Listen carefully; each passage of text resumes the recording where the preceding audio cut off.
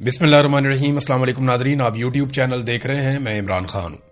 ناظرین، سب سے پہلے تو یہ دعویٰ کیا جاتا ہے کہ اراکین اسمبلی بھی کمپین نہیں کر سکتے، وزراء بھی کمپین نہیں کر سکتے، اور پھر پاکستان تحریک انصاف کے اوپر ایلیگیشنز لگا کر ان کے لوگوں کو گلگت بلتستان سے صوبہ بدر کر دیا جاتا ہے، ان کے لوگوں کو گرفتار کیا جاتا ہے، پاکستان تحریک انصاف کے امیدواروں کو نظر بند کیا جاتا ہے، زیادہ تر امیدواروں کو کمپین نہیں کرنے دی جاتی، جبکہ دوسری جانب پاکستان پیپلز پارٹی اور پی ایم ایل این جو وہاں پہ آپس میں نورا کشتی کر رہے ہیں، انہیں مکمل سہولت فراہم کی جاتی ہے، انہیں ایک دوسرے کے لیے یعنی وہ کھلا ان کے لیے میدان چھوڑا ہوا ہے۔ پاکستان تحریک انصاف کو کہیں نکلنے نہیں دیا جا رہا اور پیپلز پارٹی اور پی ایم ایل این کو مکمل طور پہ فیسیلیٹیٹ کیا جا رہا ہے۔ دیکھیں، اگر اراکین اسمبلی پہ پابندیاں ہیں اور وہ الیکشن کمپین نہیں کر سکتے تو پھر نواز شریف صاحب یہ بھی رکن اسمبلی ہیں، بلاول، آصفہ، بہت سارے اور ہیں، عطا تارڑ ہے، عابد شیر علی ہے، اختیار ولی خان ہے،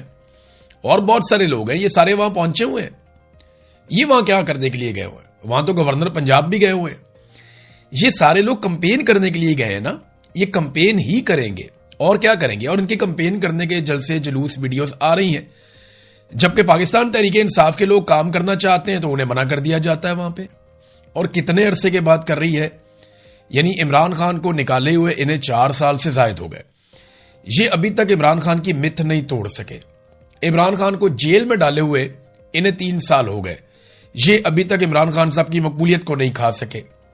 ان کو اپنی حکومت بنائے ہوئے 2 سال سے زائد ہو گئے، جو نئی حکومت بنائی ہے 4 سال سے تو ویسے یہ حکومت میں ہی ہے، یہ ابھی تک عمران خان کا مقابلہ کرنے کے قابل نہیں ہوئے۔ لیکن آج بھی وہ اور ان کا پورا بنایا ہوا نظام عمران خان کا قیدی نمبر 804 کا مقابلہ نہیں کر پا رہا۔ دیکھیں، ڈونلڈ لو نے جو سائفر لکھا تھا، اس کے اوپر پاکستان تحریک انصاف کو بات کرنی چاہیے تھی، لیکن وہ خاموش رہے، انہوں نے اس کے اوپر زیادہ بات نہیں کی۔ زیادہ تر لوگ ڈرتے ہیں پاکستان میں، اور یہ حقیقت ہے، اور میرے خیال میں وہ اتنا ناجائز بھی نہیں ہے۔ آپ لوگوں کو بلیم نہیں کر سکتے، مارنے والے کو بلیم کرنا چاہیے، مار کھانے والے یا مظلوم کو برا کیا کہنا۔ لوگ بیچارے ایک لیول تک لڑ سکتے ہیں، اب بندوق اٹھا کے گولی تو نہیں چلا سکتے نا۔ اب بندوق کو استعمال کیا جاتا ہے، لوگ ٹیکس کے پیسے سے جو بندوقیں خرید کے دیتے ہیں وہی بندوقیں لوگوں کے اوپر سیدھی کی ہوئی ہیں۔ تو لوگ اب بندوق اٹھا کے نہیں لڑ رہے تو اس سے فائدہ اٹھانا چاہیے، نظام کو چلنے دینا چاہیے، یا آپ انتظار کر رہے ہیں اس وقت کا جب لوگ آ کے سامنے کھڑے ہو جائیں گے اور لوگ پھر بندوق کی گولی سے بھی نہیں ڈریں گے۔ اور الٹیمیٹلی یہی ہوتا ہے، پوری دنیا میں یہی ہوتا ہے، جب آپ ظلم کو ایک لیول سے زیادہ بڑھا دیتے ہیں پھر وہ مٹ جاتا ہے۔ تو پاکستان میں یہ ہونا تو ہے۔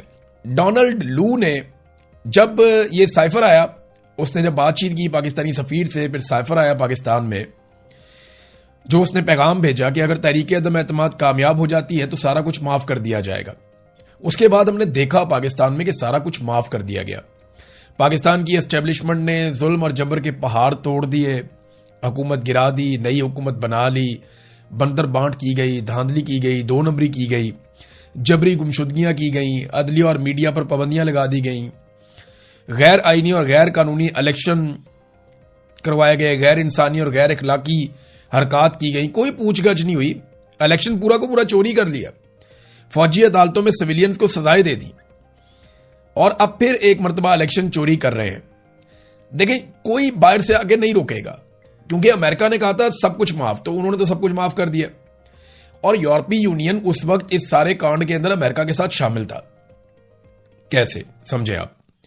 عمران خان نے ایک دفعہ تو یہ کہا تھا کہ ہم امریکہ کو اڈے نہیں دیں گے، اور اس پہ انہوں نے بولا تھا ایبسولوٹلی ناٹ۔ لیکن جب یورپی ممالک کی جانب سے خطوط آ رہے تھے اور اس بات کا پاکستان پہ دباؤ ڈالا جا رہا تھا کہ پاکستان یوکرین اور روس کی لڑائی میں یوکرین کے ساتھ کھڑا ہو جائے، تب عمران خان صاحب نے کہا نہیں، ہم نیوٹرل رہنا پسند کریں گے، ہم روس کے یا یوکرین کے دونوں میں سے کسی کے خلاف نہیں جا رہے۔ انڈیا نے بھی یہی کیا، کئی عرب ممالک نے بھی یہی کیا، لیکن پاکستان کا کیونکہ ایک ٹریک ریکارڈ ہے کہ ہم ایک کرائے کی بندوق کے طور پہ استعمال ہوتے رہے ہیں، لہذا یورپی یونین برا مان گیا، اور عمران خان نے ان کو جواب دیا تھا ہم کوئی غلام ہیں۔ ایک طرف ایبسولوٹلی ناٹ تھا نا، تو دوسری طرف تھا کہ ہم کوئی غلام ہیں۔ یہ یورپی یونین کو جواب اچھا نہیں لگا۔ اس کے بعد اب آپ دیکھیں کہ یورپی یونین نے جو کچھ مرضی ہو جائے پاکستان میں، کسی قسم کا ایکشن نہیں لیا، اور یہ بات پاکستان کو یاد رکھنی چاہیے, ہر پاکستانی کو یاد رکھنی چاہیے کہ یورپی یونین جو چھوٹی چھوٹی باتوں پہ ایکشن لیتے ہیں, پوائنٹ آؤٹ کرتے ہیں, وہ پاکستان کے سنگین ترین جرائم کے اوپر بھی ناجائز بنائی گئی حکومت کے خلاف وہ نہیں بولے, بلکہ انہوں نے رپورٹیں دبائیں, اور جو رپورٹیں انہوں نے باقاعدہ خود لکھی, انہوں نے بنائی, وہ رپورٹیں بھی منظر عام پہ نہیں آئیں. ابھی ایک یورپی یونین کی ممبر ہیں, ان کا نام ہے کاجا کیلس. یہ ایک اسٹونین سیاستدان ہے, یہ وزیر اعظم بھی رہی ہیں اسٹونیا کی, پہلی خاتون وزیر اعظم تھی, 2021 میں بنی تھی, 2024 تک یہ وزیر اعظم رہی تھی وہاں کی. تو آج کل یہ ایک سفارتکار ہیں, اس وقت یورپی یونین کی خارجہ امور اور سلامتی کی پالیسی کی اعلیٰ نمائندہ ہے, اور یورپی کمیشن کی نائب صدر کے طور پہ خدمات سر انجام دے رہی. اب یہ پاکستان میں پہنچی, اس نے شہباز شریف سے ملاقات کی, فیلڈ مارشل عاصم منیر سے ملاقات کی, ڈار سے ملاقات کی اور باقی لوگوں سے. اب اس نے ٹویٹ کیا, کاجا کیلس نے, اس نے کہا جی کہ پاکستان ایک اہم علاقائی طاقت اور یورپی یونین کے لیے ایک اہم شراکت دار ہے. آج اسلام آباد میں نے یورپی یونین اور پاکستان کے تعلقات کو مزید مضبوط بنانے پر بات چیت کے لیے وزیر اعظم شہباز شریف اور اسحاق ڈار سے ملاقات کی. میں نے راولپنڈی میں GHQ میں آرمی چیف سید عاصم منیر سے بھی ملاقات کی. میں نے امریکہ اور ایران کے درمیان مذاکرات میں سہولت کاری کے حوالے سے پاکستان کے کلیدی کردار کی تعریف کی. دیکھیں, جو پاکستان نے رول پلے کیا وہ پاکستان نے پلے کیا. پاکستان کا کوئی بھی آرمی چیف ہوتا وہ یہ کر سکتا تھا, اور اس کے اوپر پاکستان کی تعریف بنتی ہے اور سب کو کھلے دل کے ساتھ کرنی چاہیے. یہ پاکستان کی حیثیت ہے, یہ پاکستان کی قابلیت اور صلاحیت ہے کہ پاکستان یہاں پہ یہ رول پلے کر سکتا تھا, اور پاکستان نے یہ رول پلے کیا جس پہ ہر پاکستانی کو فخر ہونا چاہیے. لیکن جو ظلم پاکستان کے اندر ہو رہا ہے اس پہ ہر پاکستانی کو آواز بھی اٹھانی چاہیے. تو یورپی یونین کی یہ جو نمائندہ ہے, انہوں نے کہا جی کہ ایک بڑی منڈی ہے, پاکستان کی سب سے بڑی برآمدی منڈی یورپی یونین ہے. پاکستان یورپی یونین کی GSP پلس سٹیٹس کا جو معاملہ ہے اس سے فائدہ اٹھاتا ہے, اور اس کے اوپر انہوں نے کہا جی کہ ایک سب سے بڑا پاکستان اس حوالے سے ایک ملکوں میں سے ایک ہے. اب آپ یہ دیکھیں کہ یہ وہ خاتون نمائندہ یورپی یونین سے آئی ہیں, اور یہ سارے لوگ عمران خان کے معاملے پہ, یہ سارے لوگ انسانی حقوق کے معاملے پہ, عدلیہ کے اندر ہونے والی 2 نمبریوں کے معاملے پہ, یہ تمام لوگ ملٹری کورٹس کے اندر سویلین کو سزائیں دینے کے معاملے کے اوپر بھی چپ ہیں.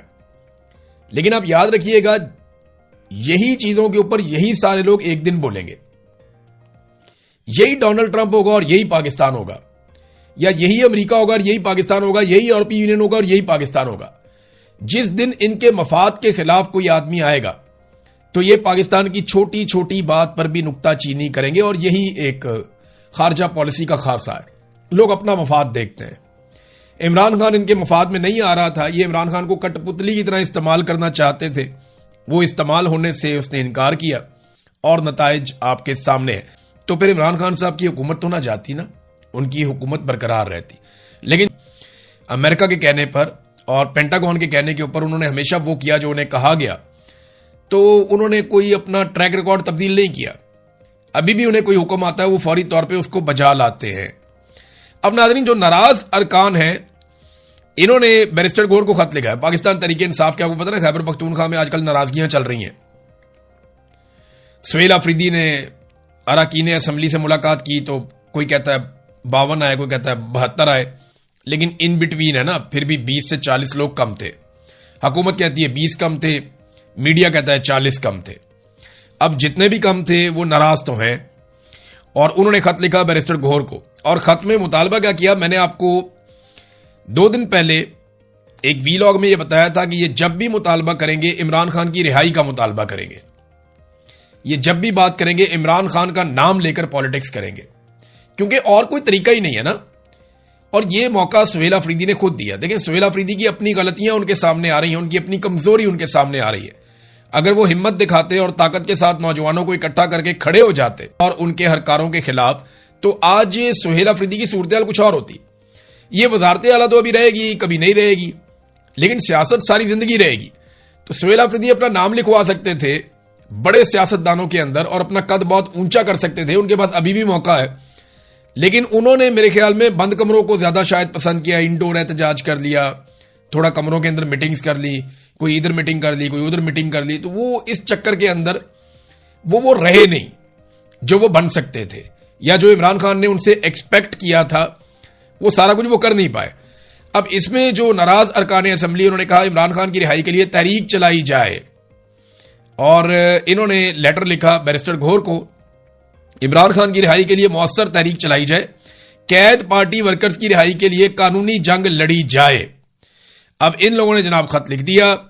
اس حوالے سے حکومتی جماعت پی ٹی آئی کے ناراض ارکان کا، یہ خیبر پختونخوا میں ہے نا، یہ انہوں نے پشاور میں ایک اجلاس کیا، اور اجلاس کرنے کے بعد انہوں نے بیرسٹر گھور کو خط لکھ کر یہ کہہ دیا جناب کہ تحریک چلائیں اور ہمیں بڑی تشویش کا اظہار ہے۔